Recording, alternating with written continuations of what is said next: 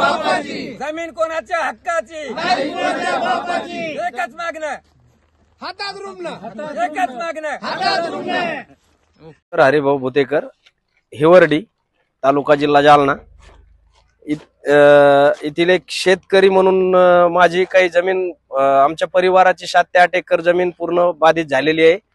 तरी आम्ही या गोष्टीला आम्हाला मोबदला व्यवस्थित भेटत नसल्या कारणाने त्यांनी 13,40,000 रुपये प्रति एकर 5 पटीत रक्कम च्या नोटीस आल्यामुळे आम्हाला ते मान्य नाही. आमचे फळ झाड त्याला रोपात धरलं, त्याला बागायतीमध्ये कन्वर्ट केलेलं नाही. बागायती जमीन असतानाही, पुरावे असतानाही त्याला बागायती धरायला ते तयार नाहीत.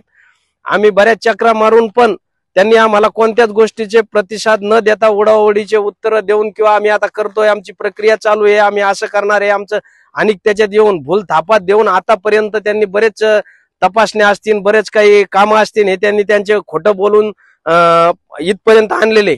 परंतु आता आम्ही एक असा निर्णय घेतलेला आहे की जालना ते नांदेड हे 3 जिल्हे जे आहेत, तर ह्या जिल्ह्यातले शेतकरी पूर्ण एकत्रित होऊन ह्या शासनानं जर एका महिन्याच्या आत पूर्ण मोबदला, फळझाडा असतील, कोणच्या विहिरी क्षेत्रात बाधित होऊन जर धरलेल्या नसतील, कोणचे घर जर धरलेले नसतील किंवा आम्हाला मोबदला 2013च्या कायद्यानुसार जर ते देत नसेल, तर आम्ही जो संभाजीनगर ते नांदेड जो महामार्ग आहे याच्यावर पूर्ण 3 जिल्ह्याचे जनता, शेतकरी एकत्र येऊन आम्ही पूर्ण एक जाम आंदोलन करणार हे आमचं पक्क ठरलेलं आहे.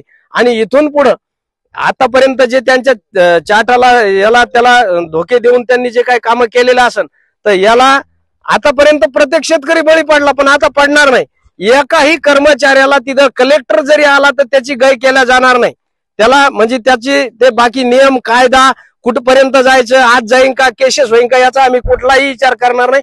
एक शेतकरी म्हणून आम्हाला कायमस्वरूपी आमच्या बाप दाद्याच्या प्रॉपर्ट्या कायमस्वरूपी ते बाधित करून जर जाणार असेल आणि त्याचा मोबदला ते आम्हाला देणार नसेल, तर आम्ही कुठपर्यंत कोणत्याही हद्दीपर्यंत जायला तयार आहे. आणि आम्ही कलेक्टर नाही, एखादं कोणतं जरी काही जरी यंत्रणा त्यांनी आणली तिथं आम्ही एकदा जीव द्यायला तयार आहे, नाही तर त्यांचा जीव घ्यायला तयार आहे. त्याचं मागं पुढे पाहणार नाही. धन्यवाद. परंतु त्याला त्याच्या विहिरीची नोंद करून घेऊन त्याला माव्याचे देत नाहीत. अतिशय चुकीच्या पद्धतीने दिशाभूल करून हे शासन काम करत आहे, प्रशासन काम करत आहेत.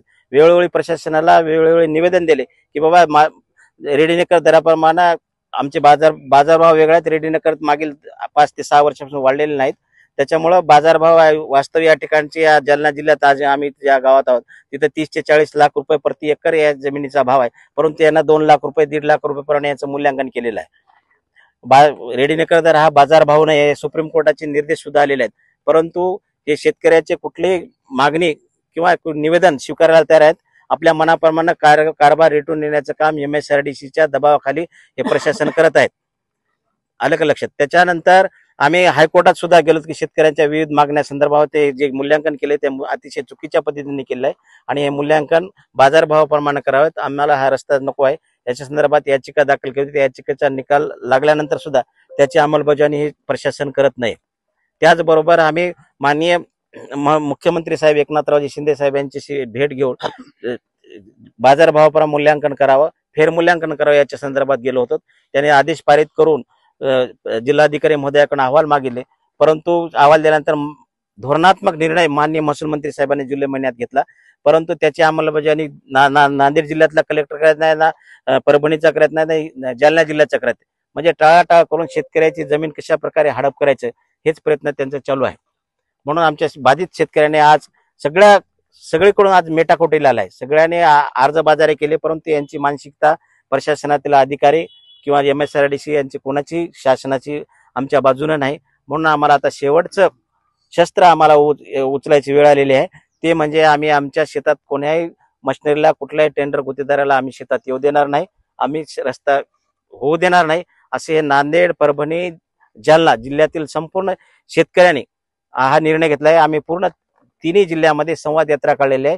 त्या संवाद यात्रेत सगळ्या शेतकऱ्यांनी हेच मनोदय व्यक्त केला की आम्ही जोपर्यंत आमच्या मागण्या पूर्ण होत नाहीत, आमचं जोपर्यंत मार्केट बाजारभावाप्रमाणे मूल्यांकन होत नाही, फळझाडाचं मूल्यांकन होत नाही, बागायतीचं मूल्यांकन होत नाही, या सर्व बाबींचा आमचे योग्य मुआवजा मिळणार नाही तोपर्यंत आम्ही शेतात पाऊल ठेवू देणार नाही, असा ठाम निश्चय आमच्या सर्व बाधित शेतकऱ्यांनी केलेला आहे.